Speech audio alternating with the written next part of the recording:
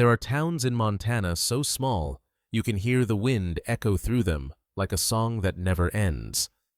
In one of those towns tucked between the pines and the snowy ridges lives a man named Thomas Greene, 70 years old, retired forest ranger, and the kind of man who still greets the morning like it's an old friend. Each sunrise, Thomas pours a cup of coffee, steps onto the porch of his wooden cabin, and speaks softly into the cold air. Not to anyone in particular, just to the forest. "Cold morning again, huh?" he'd say, smiling to himself. "You're quiet today, old woods. People in town say he's talking to ghosts. Thomas says he's talking to what's left, the wind, the trees, and the things that still listen." One morning, as he finishes his sentence, something changes. Between the fog and the tree line, a gray wolf stands motionless, young, lean, and silent. Its fur glimmers faintly under the pale light. It doesn't growl. It doesn't run. It simply watches him, as if it's been listening all along. Thomas lowers his coffee cup. For a moment, man and wolf share the same breath, the same silence. Then, without a sound, the wolf turns and disappears into the woods. He stands there for a long while, unsure if what he saw was real or just another trick of the mist. But that night, he writes something new in his weathered notebook. "I spoke." And the forest answered. From that day forward, every morning, he looks toward the tree line before he speaks. Because deep down, Thomas knows he's no longer alone. And what happened next surprised everyone. Before the wolf appeared, Thomas Greene had already spent half his life among them, not as a hunter, not as a tamer, but as a watcher.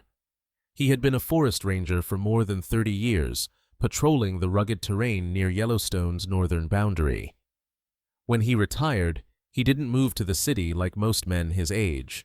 He built a cabin with his own hands right at the edge of the forest, the same forest he had once sworn to protect. He said he didn't want to leave the conversation halfway, because for Thomas, the forest was never silent. It spoke through wind that bent the pines, through elk calls echoing across frozen lakes, through the faraway howls that stitched night and morning together. When you've listened that long, you start to recognize voices. And Thomas knew them all. His days followed a rhythm only solitude could teach. Wake before dawn, boil water on the old stove, feed the birds that gathered by his porch rail, chickadees, jays, and one persistent magpie. Read the same paper 3 times, because no new one ever came. And then talk quietly, conversationally to the forest. Morning blue jay. Still stealing from the squirrels, winds colder today. Maybe snow tonight. It wasn't madness. It was ritual. It kept him tethered to something beyond himself. The land around Livingston, Montana is wild in ways that photographs can't explain. From November to March, snow covers everything. Roofs, branches, even the fences along the narrow mountain roads. Elk herds move down from higher ground to graze in the valleys. Coyotes dart through the willows, and if you're lucky or careful, you might spot the shadow of a gray wolf cutting through the mist. The wolves here are descendants of those reintroduced to Yellowstone in the 1990s. They're wary of humans, strong in family bonds, and fiercely territorial. They travel in packs guided by scent, sound, and something ancient, the kind of instinct that doesn't trust what walks on 2 legs. For decades, Thomas watched them through binoculars, scribbling notes in the margins of his ranger logs. He never chased them, never tried to mark them. He simply observed, fascinated by how they lived in balance, while people around them argued whether they should exist at all. When his wife Margaret passed away 5 winters ago, the silence around him deepened. The laughter, the second cup of coffee, the voice that filled the cabin, all gone. Only the forest remained humming softly outside his door. And so, he spoke to it every morning, as if to keep that hum alive. Locals pitied him. They said age had softened his mind. But those who had worked with Thomas knew better. He wasn't fading, he was listening harder than ever. He believed that if you stayed quiet long enough, the wilderness would answer. And one winter morning, it did. The forest around his cabin stretched for miles, endless pines, creeks, frozen mid-flow, the distant hum of life hidden beneath snow. Wolves roamed these lands mostly at dawn and dusk, following elk migrations, avoiding open spaces. A young male separated from its pack during the rut season could wander far, sometimes miles from its territory, in search of food or simply belonging. That was likely how this one came to stand at the edge of Thomas's clearing, not out of hunger, not out of fear, but curiosity. Because sometimes even the wild listens back. Thomas didn't see it as coincidence. After all those years of watching through binoculars, this time, the forest had sent a messenger to watch him instead. He called it the listener, never the wolf, because in his mind, names were promises, and promises meant crossing lines, best left untouched. "You stay wild," he murmured one night, looking toward the trees. "That's the deal." And so began a quiet rhythm, a meeting between solitude and instinct, between the man who had nothing left to say and the creature that had never spoken at all. It happened on the coldest morning of the season, the kind where the world seemed carved from glass and every breath turned to frost. Thomas woke before dawn the same way he always did. He poured coffee, stoked the small fire, and stepped outside to greet the day. The air was still painfully still. No birds, no wind, just the faint groan of frozen branches shifting under their own weight. It felt as if the forest itself was holding its breath. "You're quiet today," he said softly, wrapping his coat tighter. "What are you waiting for?" And then he heard it, a faint crunch of snow. Not close, not far. Just enough to make him freeze mid-step. His eyes scanned the white blur of morning. Out beyond the clearing, where the pine trunks stood like pillars, a shape moved, deliberate, graceful, watching. A gray wolf, young and lean, stood half in shadow. Its fur caught the early light like smoke. Amber eyes fixed on him, not in threat, not in fear, but with a kind of wary intelligence. Thomas didn't move. Years of ranger training told him what to do. Still, hold ground, don't stare directly into the eyes. But the man in him, the one who'd spent 5 winters talking to the wind, couldn't help it. He looked back. For a heartbeat, the forest disappeared. There was only the sound of 2 living beings breathing in the same frozen air. Then, as silently as it came, the wolf turned and walked away. No panic, no rush, just a calm, quiet exit, like someone leaving a room after hearing what they needed to hear. Thomas exhaled slowly. The steam from his breath rose into the morning light. He smiled, not out of relief, but wonder. After years of speaking into emptiness, something had finally answered. Wolves in Montana rarely approach human settlements. They're cautious, shaped by generations of conflict and survival. But hunger, curiosity, or a simple shift in territory can lead a lone wolf to wander near cabins or old ranger stations, especially during deep winter when prey is scarce. Thomas knew this. He knew the wolf hadn't come for him, not really.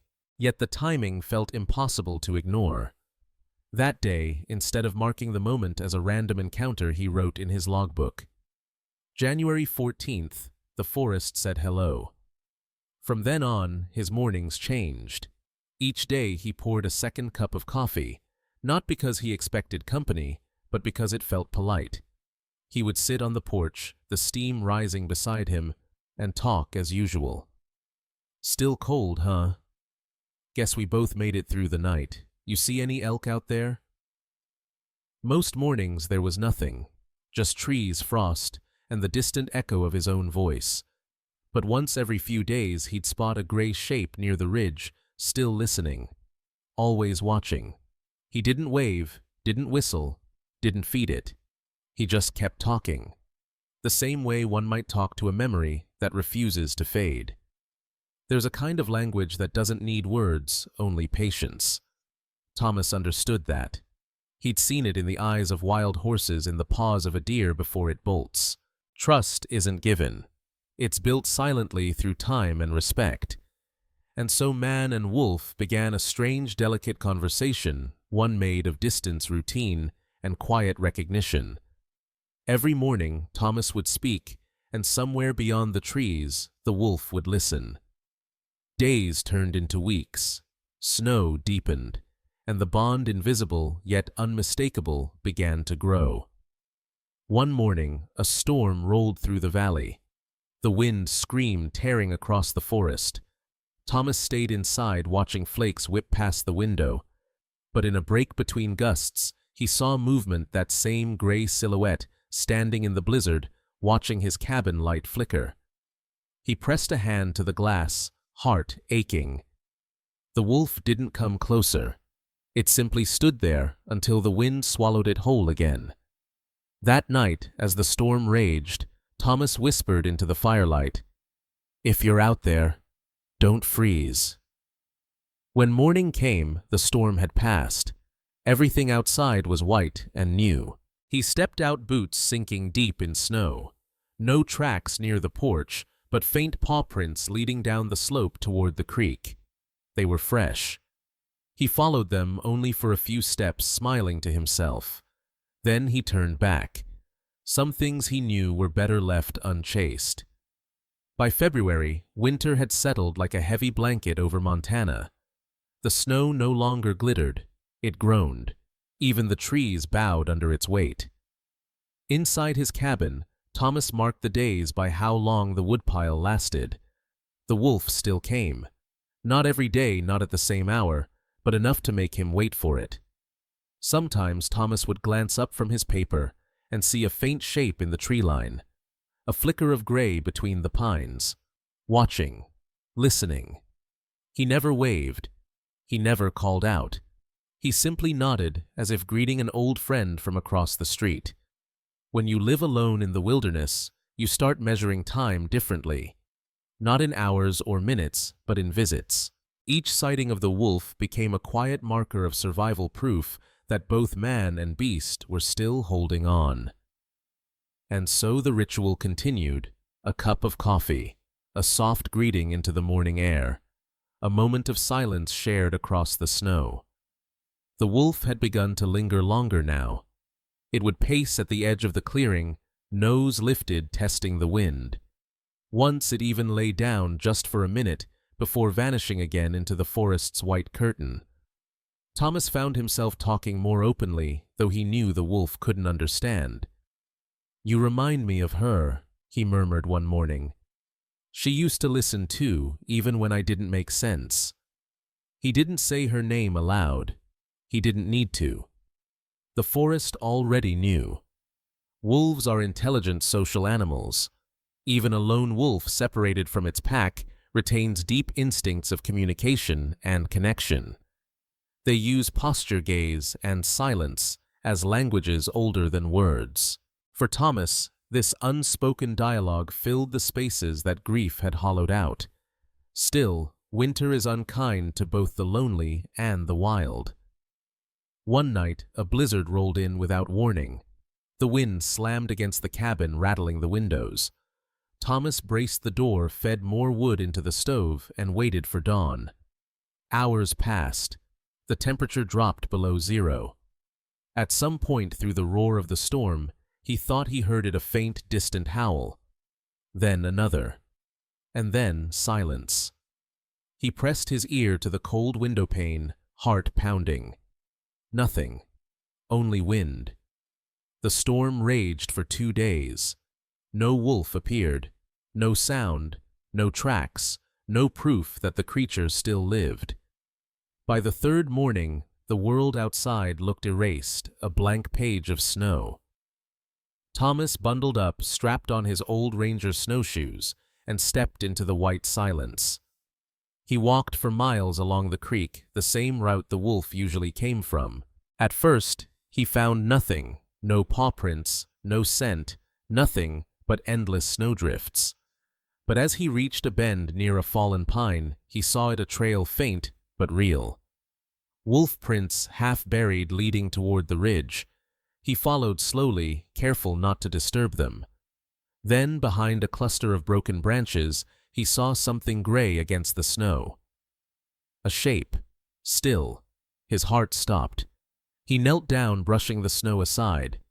It was the wolf, alive but trembling, one leg caught in a hunter's old wire snare. Thomas's throat tightened. He had seen traps like this years ago, illegal, forgotten, rusted with cruelty. He knew the rules never interfere with wildlife directly, but he also knew what would happen if he didn't. "Easy now," he whispered. "I'm not gonna hurt you." The wolf growled weakly, eyes wide, breath ragged. Thomas unwrapped his scarf, using it to cover the metal wire so his hands wouldn't slip. With careful, trembling movements, he pressed the release mechanism until it gave way. The snare fell open with a metallic click. For a moment, the wolf didn't move. Then, with a shuddering breath, it pulled its leg free and staggered backward, limping but standing. Thomas stepped away, the hands raised. "Go," he whispered. "You're free." The wolf hesitated. For one long heartbeat, their eyes met again. Then it turned and vanished into the white. Back at the cabin, Thomas tended to his frostbitten fingers by the fire. He didn't tell anyone what happened. Some things weren't meant to be explained, not in this world. That night, he dreamed of footsteps in snow, of amber eyes, of breath forming clouds against the dawn. When he woke, he found something on his porch. A single tuft of gray fur caught in the corner of the step. He smiled a silent thank you from the only neighbor who truly listened. The following week, he didn't see the wolf. He didn't expect to. In the wild, gratitude is never shown. It's lived. And so he kept his routine, talking softly each morning, knowing that somewhere in the trees, a wounded creature was healing because someone had cared enough to listen. Days later, as the snow began to thaw, he heard a distant howl. Low, calm, familiar. He stepped outside, hand over his heart. It wasn't close, but it was there. Alive. "Welcome back," he whispered. "Spring in Montana doesn't come gently. It breaks the land open. Snow melts too fast, rivers rise too high, and everything that's been frozen suddenly remembers how to move again. For most people, it's beautiful. For Thomas, it was a warning. The ground outside his cabin had begun to thaw unevenly, water seeping through layers of ice. Creeks turned to torrents, and the air smelled of wet bark and danger. He'd seen this before, flash floods in the mountain valleys. Nature didn't mean harm. It simply reclaimed what was always hers. But that morning, as thunder rolled low across the ridges, Thomas felt something else. A heaviness in the air. The kind that comes before loss. He'd just finished stacking firewood when he heard it, a sound he hadn't heard since the blizzard. A howl. Low, drawn out, close. He froze, eyes sweeping the fog.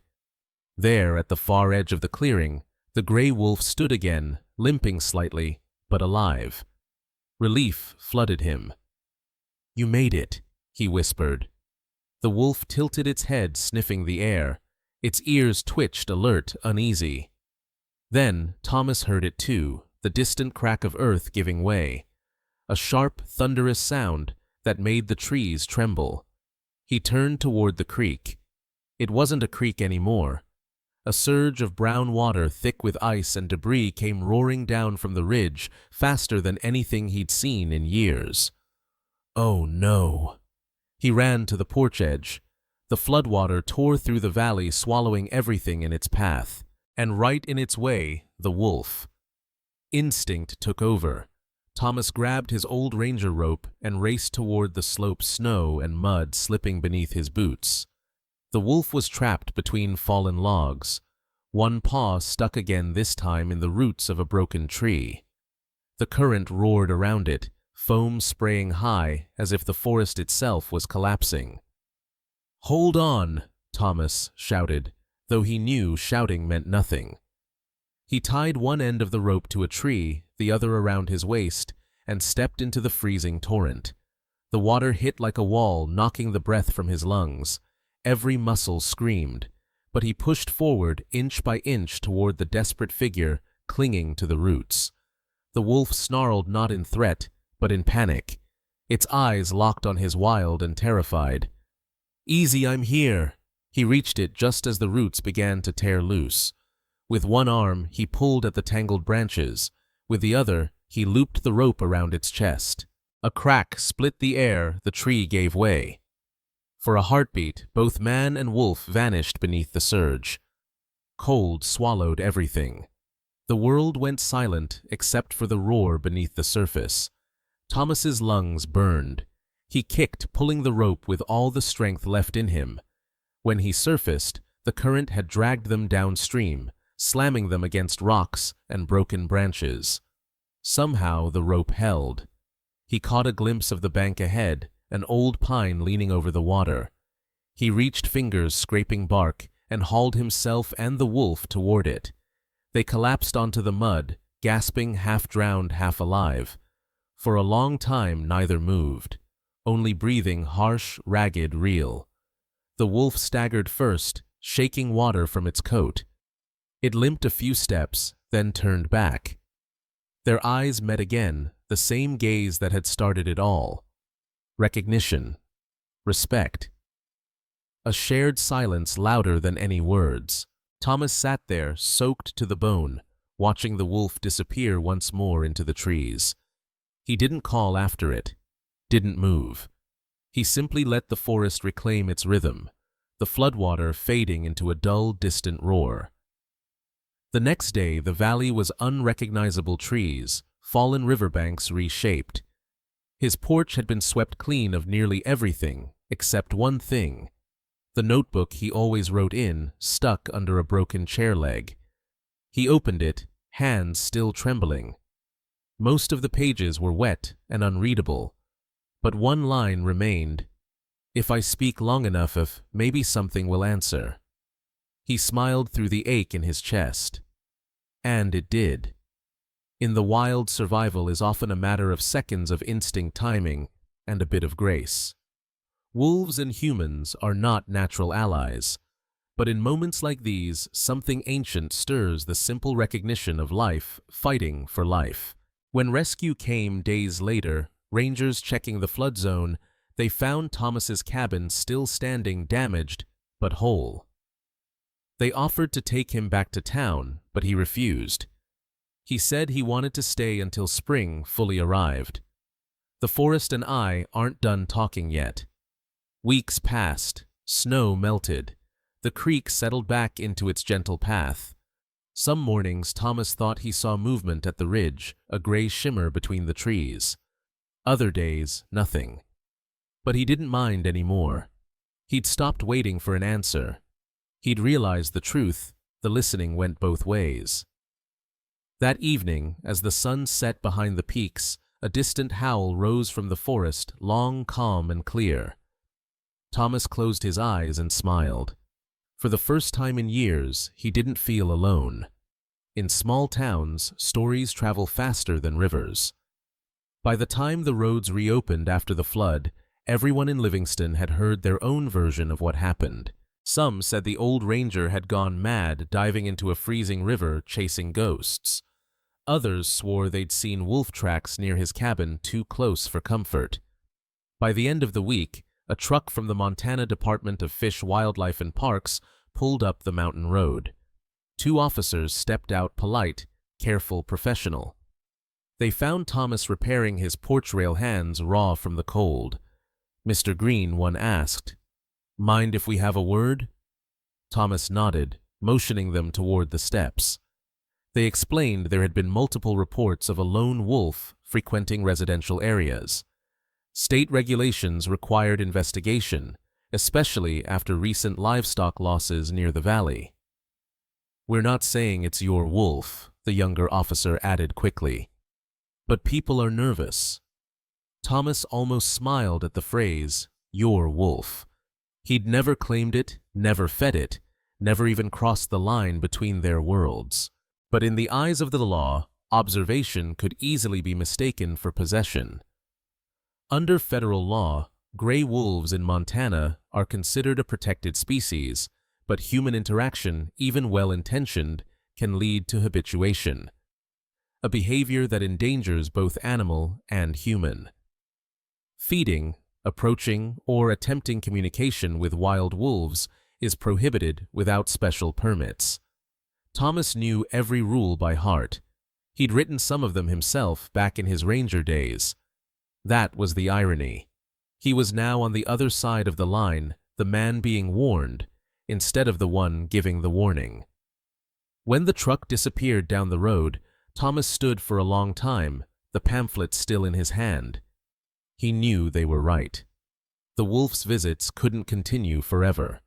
The closer it came, the greater the risk, not just to him, but to the animal itself. That night, he sat by the window staring at the ridge, glowing silver under the moon. The forest was quiet, but he could feel something out there, a presence waiting. He whispered, "You should stay away now, for both our sakes." But even as he said it, he knew the forest didn't obey human rules. It listened, yes, but it didn't always agree. The next morning, he found fresh prints near the porch again. Not one set two, smaller ones beside the larger. His breath caught. Sometime during the spring thaw, the wolf had become a father. A strange mix of joy and dread filled him. He wanted to smile to imagine the pup safe in some den among the pines. But the sight of those prints so close to his cabin meant danger. If the rangers or local ranchers saw this, they'd track the den, relocate, or even kill the adults. He couldn't let that happen. So Thomas did what he had always done best. He stayed still. He stopped sitting on the porch, stopped talking to the trees, stopped leaving lights on at night. Days turned into weeks. No sign of the wolf. He missed the quiet companionship, but he knew silence sometimes was love's truest form of protection. When a neighbor came up to deliver supplies, she noticed the change. "You look lonely," she said. Thomas smiled faintly. "No, just listening." Then one afternoon, the rangers returned, this time not to warn, but to thank him. They'd tracked the wolf and found its den miles deeper in the mountains, far from human reach. The pups were alive. The pack, if it could be called that, was moving north toward protected territory near Yellowstone. "Looks like your friend found his way home," the officer said, half joking. Thomas nodded, feeling something inside him loosen, relief, grief, pride, all tangled together. He always knew the way he replied. In wildlife management, success often means distance. Keeping wild things wild. For Thomas, that distance had become his peace. He'd never owned the wolf, never touched it, never tamed it. But somehow, both had changed each other. That evening, he wrote his final note in the weathered logbook. "We both learned to listen, and then to let go." He closed it, set it on the windowsill, and let the last light of day wash across the pages. The first summer rain came early that year, warm, heavy, cleansing, washing away what winter had left behind. The forest turned green again, alive with sound. Birds returned to the pines. Creeks shimmered like silver threads weaving through the valley. Thomas sat on his porch, coffee in hand, breathing it all in. It felt different now, quieter, but not lonely. He'd spent years trying to fill the silence. Now he had learned to live inside it. He hadn't seen the wolf since the officer's visit, and though he missed the faint shape at the edge of the trees, he knew better than to wish it back. He'd made peace with the idea that some bonds aren't meant to be kept, they're meant to remind us what connection feels like. "That's enough," he murmured to himself. "It's enough to know it happened." He set his mug down and opened his notebook. Blank pages waited, smelling faintly of damp paper and pine smoke. He began to write the story not to publish, not to prove, but simply to remember. Each word felt like a goodbye he could finally say aloud. For weeks, the forest stayed calm. Summer settled deep into the valley. Thomas repaired fences, planted a small patch of vegetables, and kept to his rhythm, coffee porch sunrise. Life had circled back to its quiet order. Until one evening in late July. The sun had just dipped behind the peaks, leaving the sky painted in gold and ash. Thomas was closing his shutters when he heard it, the soft crunch of leaves. He turned. At the far edge of the clearing stood the gray wolf once more. Beside it, smaller, thinner, with clumsy legs and curious eyes, a pup. The sight stole his breath. They stood together still as stones. The pup sniffed the air, then nudged its parent's leg. The wolf didn't move. It just stared at him, as it always had, calm and deliberate. Thomas stepped out onto the porch. He didn't speak, didn't wave. He simply placed a hand over his heart. The wolf blinked slowly, a gesture that in the language of wild things means peace. Then it turned. With one soft bark, it led the pup back into the forest. Before vanishing into the dusk, the young one paused, tiny paws leaving prints at the edge of the clearing. And then, just as quietly as it came, the forest swallowed them whole.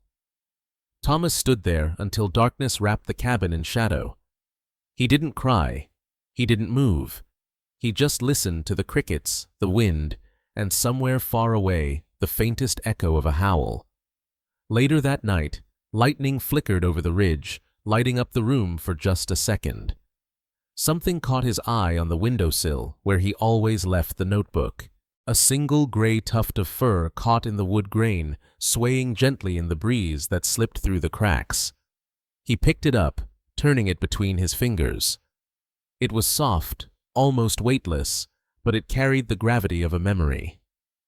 He smiled. "Thank you," he whispered, "for listening."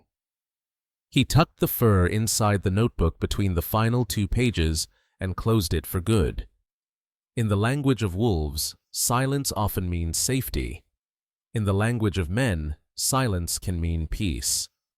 Between the two, somewhere in that quiet space, a friendship had lived brief and pure, untouched by ownership or need. The next morning, Thomas packed a small bag and hiked down to town. He told the rangers he'd be gone a few weeks, maybe longer. They asked if he'd seen the wolf again. He smiled and said, "Once, but that was enough." He never mentioned the pup. When he returned months later, autumn had come. The forest was gold, the air cool. As he sat once more on the porch, the evening wind carried a sound that froze him mid-breath, faint, distant, almost too soft to be real. A howl. Then another smaller one answering. Thomas closed his eyes and laughed quietly, tears catching in the corners. The forest had answered again, and this time it wasn't saying goodbye. The townsfolk visited from time to time, dropping off supplies, checking in on the old ranger up the hill. They'd ask about wolves, but Thomas always smiled and said, "They've gone north. That's where they belong." He never mentioned the night they returned. He never spoke of the pup or the fur on his windowsill. Some stories weren't meant for sharing, they were meant for keeping. In his journal, he wrote one final entry. "A man can live his whole life talking to the wind and never hear an answer. But one day, if he listens long enough, the wind might start to talk back." Thomas's story, if you could call it that, would have ended there quietly, without fanfare or proof. No one would know about the bond that bridged solitude and wilderness, but the forest keeps its own kind of memory. The following winter, park rangers stationed near Yellowstone reported hearing a lone male wolf traveling with a yearling. They noted its unusual route south toward the lower valleys. It never approached humans. It never hunted near livestock. It only lingered near the ridges where an old cabin used to stand. Coincidence, perhaps. Or maybe something else. Thomas never chased after stories. He believed the forest told them in its own time. Instead, he tended his garden, repaired his roof, and let the years fold into one another like pages of a quiet book. Sometimes, when the nights grew long, he would light a candle, open his notebook, and reread the same words over and over I spoke. And the forest answered. He'd smile, close it gently, and sit back as shadows danced on the wooden walls. Then came one particular night, cold, clear, and still. The sky was painted with stars so bright they seemed close enough to touch. Thomas stood outside, wrapped in his old ranger coat, the scent of pine smoke hanging in the air. He looked toward the ridge, the same one where it had all begun. At first he thought it was the wind, but then he heard it again. A howl, long, steady, familiar, and just after a second, one higher, softer, younger. He closed his eyes. The sound wasn't haunting. It was warm, almost joyful, like a promise kept. For the first time in years, Thomas didn't feel like he was listening to the wilderness. He felt like he was listening with it. Together, they filled the night man-wolf and the ancient rhythm of a land that had never forgotten either. The howls faded into the distance, carried by the wind across the mountains. He stayed outside until the stars began to blur, until dawn brushed pale light through the trees. When he finally went inside, he left the doors slightly open, just in case. In ecosystems across the American West, wolves are not symbols of fear, but of balance, reminders that every voice, no matter how small or wild, belongs in the chorus of life. And for one old man on a Montana ridge, that truth had become personal. He hadn't tamed the wild. He had simply learned how to hear it. Years later, hikers passing through the valley would find his cabin still standing, weathered but intact. Inside, they found a single notebook open on a table. The final page read, "If you listen to the forest long enough, it starts to remember your name." Every story about the wild is really a story about us, about how we see, how we listen, and what we choose to protect. Thomas Greene's story wasn't one of rescue or heroism. It was a story of patience, of learning to stay quiet long enough for the world to speak back. The wolf never needed saving. It only needed space and respect. And Thomas, in his quiet way, understood that. In an age where noise fills every corner of life, silence has become its own kind of courage. To listen, truly listen to another creature, to the wind, to your own heart, takes humility. That's what Thomas discovered on his porch in Montana. That sometimes the greatest act of connection is to let the wild remain wild. He never crossed the line. He never tried to tame what wasn't his. He simply learned to coexist, not as a master, not as a savior, but as a neighbor. Across the American West, gray wolves are slowly returning to the landscapes they once shaped. Their presence restores balance to rivers, forests, and even the behavior of prey animals. Each howl that echoes through the valleys is not a threat, but a heartbeat, a reminder that wilderness still breathes beside us. When we learn to listen, we remember that we're part of that rhythm too. Thomas's cabin still stands near the ridge, silent now, weathered by snow and time. But on certain nights when the moon rises and the wind shifts, locals say you can hear something faint, distant, familiar. Not just wolves, something else. A whisper maybe, a memory, a man and a forest still talking quietly, endlessly. Sometimes we don't need to be answered, his notebook once said. We just need to know that something out there is still listening. If this story moved, you take a moment to support the sanctuary's rangers and conservationists who protect these voices of the wild. They are the bridge between what we love and what we might lose. And if you ever find yourself alone under an open sky, listen. you might just hear the forest answer.